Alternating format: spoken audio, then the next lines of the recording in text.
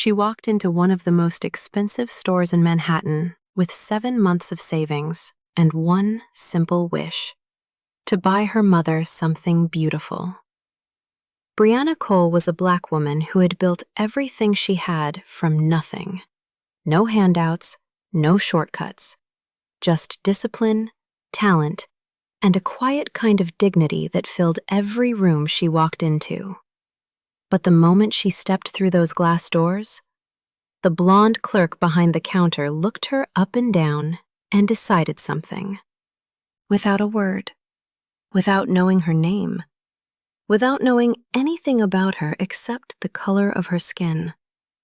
And then she leaned in close and said it. She told Briana, in that smooth, practiced voice of someone who believed they were doing a favor, that the bag she wanted was designed for a specific clientele, that the color would be difficult on someone with her complexion. Briana froze. 7 months of saving, a mother's face over a magazine cover, and 4 sentences reduced all of it to a lesson in who was allowed to want beautiful things. What the clerk never saw was the man standing 4 meters away, a Korean Mafia boss, tattoos climbing his neck like a dragon carved in ink, 2 silent men behind him, and eyes that had heard every single word. He didn't raise his voice. He didn't make a scene. He simply turned and set something in motion that Ashley Brennan would spend the rest of her life understanding. Because some people don't fight back loudly. Some people make one phone call in an elevator and let the world do the rest. Before starting the story, comment down below where you are watching from and what time it is there. If stories of karma, love, and hidden truths move you, leave a like, be sure to subscribe to the channel, and click Join to become a member and help our channel.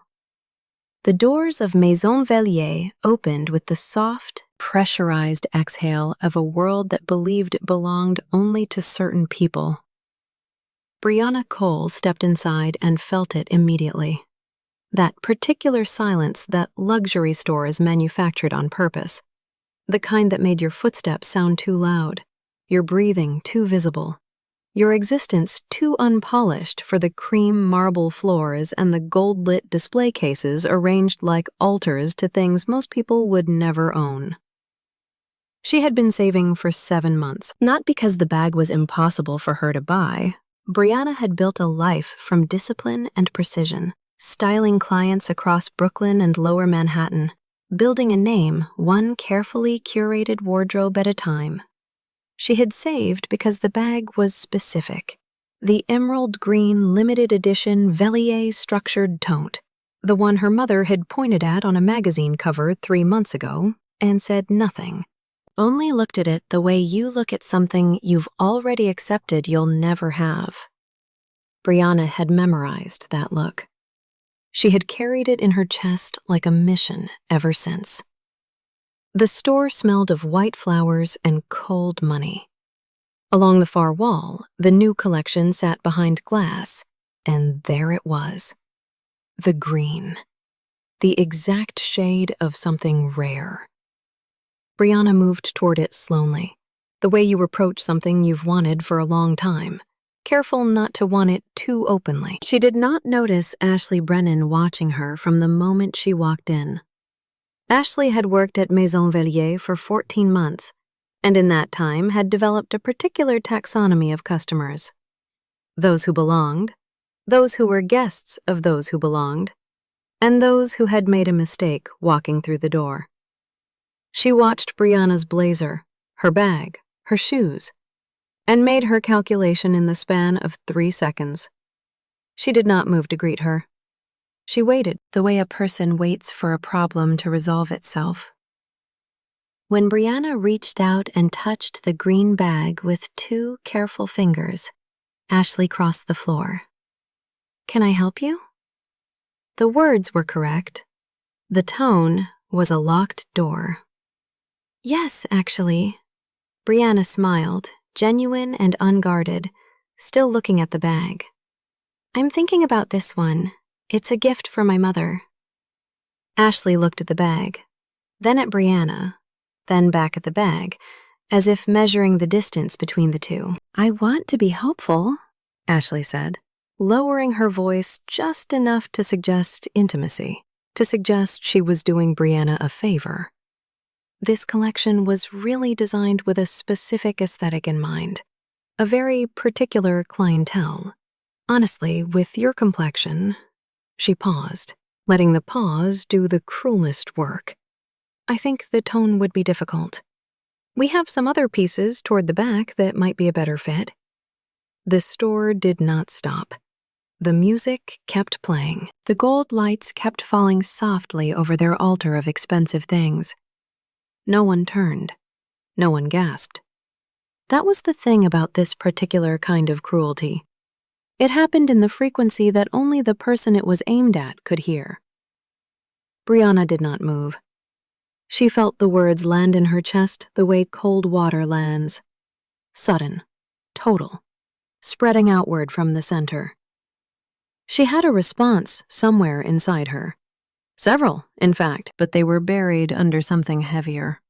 The exhaustion of having to explain, again, to someone who had already decided, that she was allowed to exist in the same room as beautiful things. She said nothing. 4 meters away, near the men's accessories case, a man in a charcoal suit set down the cufflinks he had been examining. He set them down with the particular stillness of someone who had just decided something. His 2 companions, standing slightly behind him, noticed the shift in his posture and went very quiet. Songho had heard everything. 1337. The silence that followed Ashley's words lasted exactly 4 seconds. Brianna counted them without meaning to, the way you count seconds after lightning, waiting to understand how close the damage is. It was the sound of Songho's shoes on the marble floor that ended it. He did not walk quickly. Men like Songho had learned long ago that speed communicated desperation, and desperation was a language he had removed from his vocabulary before his 25th birthday. He walked the way he did everything, with the measured, unhurried certainty of someone who had never needed to rush because the world had learned to wait for him. He stopped 3 feet from Ashley Brennan. "Miss." Ashley turned. The professional smile appeared automatically, trained reflex, customer service muscle memory, and then it faltered. Her eyes moved from his face to his neck, where the black dragon tattoo climbed above his open collar in thick, deliberate lines, ancient and unashamed. Her eyes moved to the 2 men standing behind him, who were looking at her the way walls look at things. Flat, immovable, recording everything. "Yes?" The word came out smaller than she intended. "What you said to this woman?" His English was precise, lightly accented, every consonant placed with surgical care. "Say it again." Ashley's mouth opened. "I was only offering a suggestion about—" "Say it again." He did not raise his voice. He lowered it, which was worse. The store's ambient music filled the space between them. Some soft, forgettable melody designed to make spending money feel like a spiritual experience. Ashley looked at Brianna. Brianna was watching the man with an expression she couldn't fully name. Something between bewilderment and the particular alertness of someone realizing that a situation has changed shape entirely. Ashley said nothing. The sentence she had delivered so smoothly 60 seconds ago had dissolved somewhere in her throat. Songho turned from her as if she had already ceased to be interesting. He looked at Brianna directly, and his expression shifted. Not into warmth, exactly, but into something adjacent to it. Recognition, maybe. The acknowledgement of a debt that had nothing to do with her. "Which bag?" he said. "I don't need—" Brianna started. "Which bag?" Not a question, a direction. The tone of a man who had simplified the world into decisions and outcomes, and saw no reason to dress either in unnecessary language. Brianna held his gaze for a moment. Then she pointed. He walked to the display, lifted the emerald green tote from its stand with both hands, carried it to the register with the quiet authority of a man who had purchased entire buildings with less ceremony. He placed his card on the counter without looking at the woman behind it. The transaction was completed in silence, the receipt printed. He lifted the ivory box, turned, and presented it to Brianna with both hands, a formality that felt, somehow, like a form of respect she hadn't been offered since walking through the door. "For your mother," he said.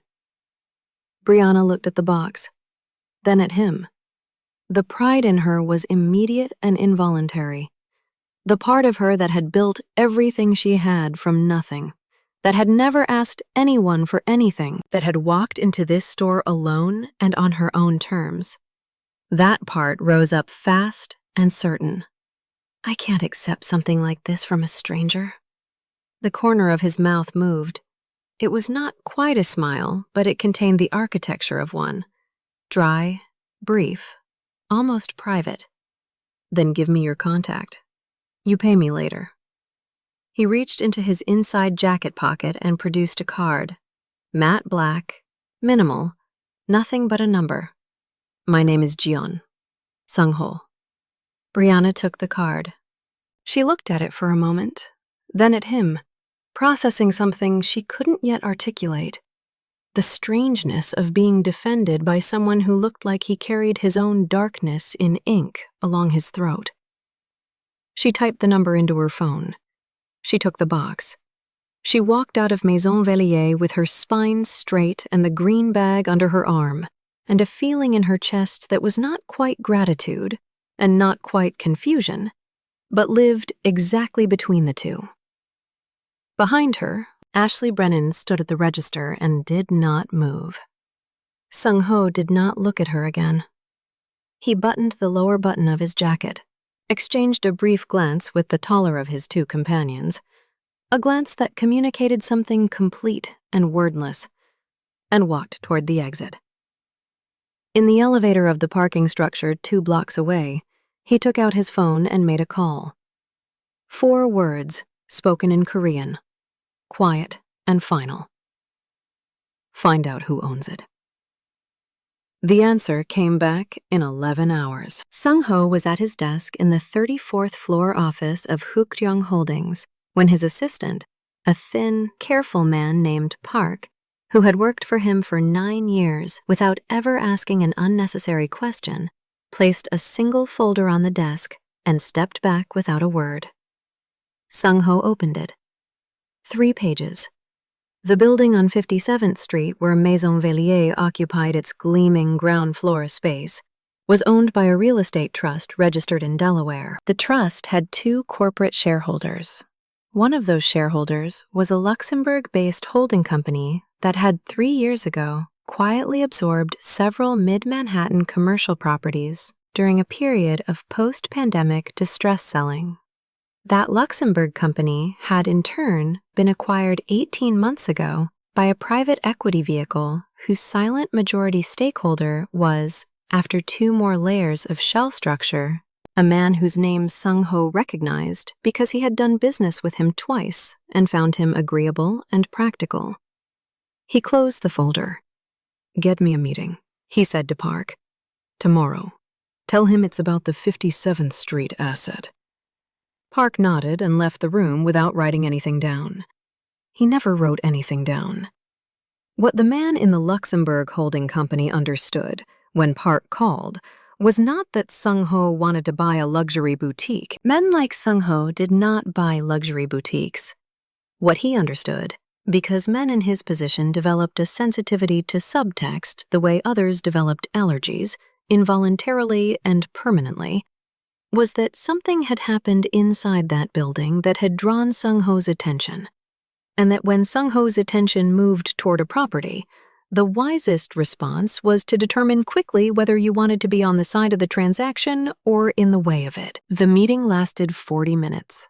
By the end of it, the terms of a lease renegotiation had been agreed upon, terms that included a performance clause buried in the language of the third addendum that gave the building's new management representative the right to request staffing reviews from commercial tenants in cases of documented reputational liability. It was, on paper, completely ordinary. It was, in practice, a key cut specifically for one lock. Songho did not contact Maison Vellier directly. He did not need to. The machinery he had set in motion was the kind that moved without his hands on it, the kind that arrived at its destination looking like coincidence. 3 days after the lease renegotiation was signed, a woman named Diane, a fashion journalist with a newsletter that reached 40,000 readers in the luxury retail and styling industry, received an anonymous message. The message contained a detailed account of an incident at Maison Vellier, specific, vivid, accurate in every particular. It named no sources. It named no perpetrators by title. It simply described what had been said, to whom, in what tone, in what store, on what afternoon. Diane published it the following morning. By noon, it had been picked up by 2 larger outlets. By evening, Maison Vellier's social media accounts were flooded. The brand's North American communications director sent 3 increasingly urgent emails to the store manager before the end of business. The store manager called the floor supervisor. The floor supervisor pulled Ashley Brennan into the back office at 4:57 in the afternoon. Ashley did not know, sitting in that back office with the door closed, that the lease on the building had changed hands 3 days ago. She did not know that a performance clause now existed in the third addendum of a document she had never seen and would never see. She did not know that 11 hours after she had leaned toward a woman in a caramel blazer and delivered a sentence she thought would cost her nothing, a man in a charcoal suit had made a 4-word phone call in an elevator. She knew only that she was being asked to explain herself, and that her explanation, which had felt so reasonable in the moment, sounded in the retelling like exactly what it was. She was dismissed before 5 o'clock. She cleaned out her locker, retrieved her coat, and walked out through the back entrance, not the marble-floored front door with the pressurized exhale, the one that opened onto 57th Street and the gold-lit interior and the cream displays and all the careful architecture of a world that believed it belonged only to certain people. That door, she understood now, had never really been hers to close. Brianna found out the way most people find out about things that were done on their behalf without their knowledge, by accident, and too late to feel uncomplicated about it. She was between clients on a Thursday afternoon, sitting in a coffee shop in the West Village with her phone flat on the table, when a stylist she followed sent her a link with no message attached. Just the link. The kind of send that meant, "You need to see this." The newsletter piece was 4 paragraphs. It did not name her. It did not need to. Every detail was exact. The bag, the color, the phrasing, the particular cruelty of the word complexion, deployed as though it were neutral, clinical, a matter of aesthetic consultation rather than what it was. Briana read it once, quickly, then again, slowly. And on the second reading, she felt something she hadn't expected. Not relief, not vindication, but a strange and vertiginous exposure, as though something that had happened inside her body had been photographed without her permission, even if the photograph was accurate, even if it showed the truth. She sat with that feeling for a long time. Then she picked up her phone and called the number on the matte black card. He answered on the second ring. "You did this," she said. Not an accusation, a recognition. A pause. The particular pause of a man deciding how much of the architecture to reveal. I invested in a property, Songho said. It happens that I have opinions about what goes on inside it. That's not an answer. No, he agreed. It isn't. Brianna looked out the window at the street, at the ordinary Thursday movement of the city, people carrying groceries and walking dogs and existing in the uncomplicated way that most people existed when no one had recently told them they were the wrong shade for the room they were standing in. She thought about Ashley Brennan's voice, the lowered register of it, the performance of doing her a favor. She lost her job, Brianna said. Yes. Because of you. Because of what she said. A beat. I only made sure the two things were connected. They should have been connected already. Brianna had no clean response to that. She knew it was true. She also knew that the mechanism by which the connection had been made was not the kind that appeared in any handbook on justice, was not the kind you could hold up to the light and call unambiguous. The man on the other end of this call moved money through structures that existed specifically to avoid the light. She was not unaware of this. She was aware of it the way you are aware of weather, as a condition, present and real, that you did not cause and cannot fully resolve. I want to pay you back, she said. For the bag. I told you I would. I know. So tell me where. He named a restaurant. Japanese, private, the kind of place that didn't need a sign because the people who needed to find it already knew where it was. Thursday, 8 o'clock. She wrote nothing down. She didn't need to. She arrived 7 minutes early. He was already there, jacket off, sitting with the particular stillness she was beginning to understand was simply his default state, not coldness, not calculation, but the quality of a man who had learned very young that stillness was its own form of power and had never unlearned it. She placed an envelope on the table. He looked at it without touching it. You counted it, he said. Twice. He almost smiled. Sit down, Brianna. They ate for 4 hours. She learned that he had come to New York at 19 with $200 and a contact number that turned out to be disconnected. She learned that the woman he called his mother was not his mother, but a woman named Han who had run a dry cleaning business in Flushing and had given him a job and a floor to sleep on and an understanding of what loyalty actually required, which was not sentiment, but consistency. She learned that he had built everything he had from a combination of intelligence, ruthlessness, and an absolute intolerance for the specific kind of cruelty that disguised itself as social order. She told him about her own mother, about the magazine, about the 7 months of saving, about the way she had stood outside the door of Maison Vellier and told herself she had as much right as anyone to walk through it, and how she had believed it, and how Ashley Brennan's 4 sentences had briefly, catastrophically, made that belief feel naive. It wasn't naive, he said. I know that. But knowing it and feeling it aren't the same thing.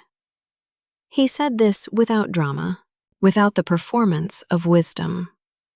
Just flatly, as a fact he had learned from somewhere personal.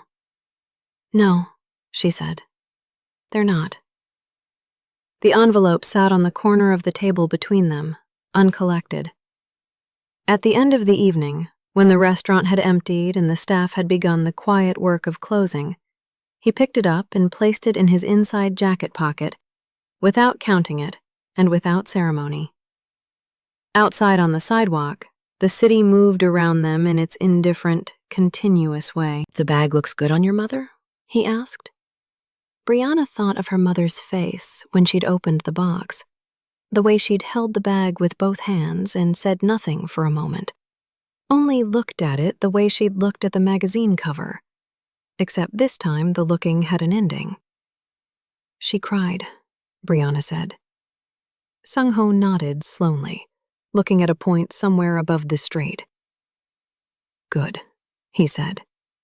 and the word carried something in it that had nothing to do with the bag and everything to do with a dry cleaning shop in Flushing, and a boy who had once stood 12 years old in a store in Incheon and done nothing, and had been carrying that nothing like a stone in his chest for 26 years.